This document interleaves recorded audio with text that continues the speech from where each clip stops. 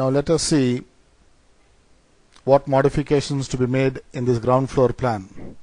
Now if you can observe here, let me take this one, let me take this plan to the paintbrush. Now if you can notice, we don't have a column here, we don't have a column here, we don't have a column here. These three locations, there is no column. So I'll go to Stat and then delete these three columns. For that, first I have selected, and now I'll pick delete from the keyboard. I'll say OK. Yes. Now these three columns I've deleted. Now if you come back and observe this plan, we don't have columns here, here and here also. So I'll go back to Stat again and I will choose or select these three columns and I'll say delete from the keyboard. Now we have to focus in this area. There is something wrong here. That's what we notice. We have more number of columns there. Now let us see here. Let me zoom this particular portion. There is no beam in this particular area, so this beam has to be deleted. There is also no beam in this area, so this also has to be deleted. There is no beam over here also, so this member also should be deleted. And moreover, there is no column in this area, and there is no column in this area, so the inside columns are to be deleted and these three members are to be deleted. Let me go to Stat and take the beam cursor. I'll delete this, I'll delete this, I have to delete this. That is, these three members crossed in black color. Now let me select this inside column and inside column, that is these two cross marks that I have put in yellow color. Now these five things, let me say delete. OK, yes. Now we have some additional portion here which is not there in the actual plan. If you notice here, there is no piece here. So now I have to delete this also and I should delete this also. But when we pick this particular portion, surprisingly, instead of this beam getting selected from this node to this node, everything is getting selected. That means in the process of joining two members, you have a collinear members like this. That means you have one member like this and you have another member in the same line like this. So if you pick this member, everything is getting selected. So you have two members. You can understand that if you switch on the member numbers, you can say Shift M, it is Shift B, that is member numbers. It's not Shift M, it is Shift B. Now we can see here we have two numbers here. That's what you can notice here, 18 and 41, and here you can notice 42 and 20. So this way we can understand that there are two members. I'll again switch off the beam numbers by pressing Shift B.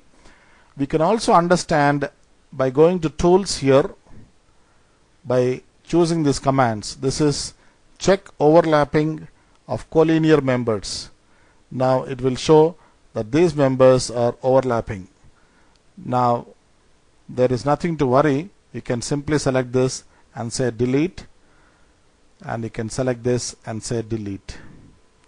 Now this is a single member, so there is no problem now. Now if you still observe this plan, let me zoom this particular portion. We have to draw a beam at this portion, and we also require a beam from here to here. Now if you go back to Stat, so this beam has to be extended till this beam, and this beam has to be extended till this beam. Let us see how to do that. You have here an option of geometry, add beam.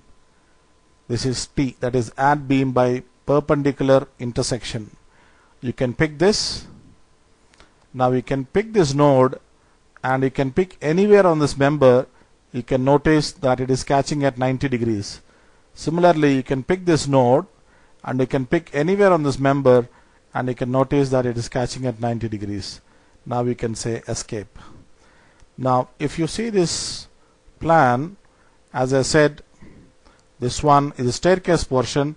That means you will have a staircase something like this. This may be the mid landing portion, and this may be the number of steps like this, and this particular portion could be a mid landing slab. Now if you see this way, this particular beam is at a mid landing level and this beam is at roof level. So but if you notice here, this beam is at the roof level, so you have to select that beam. You can say cut.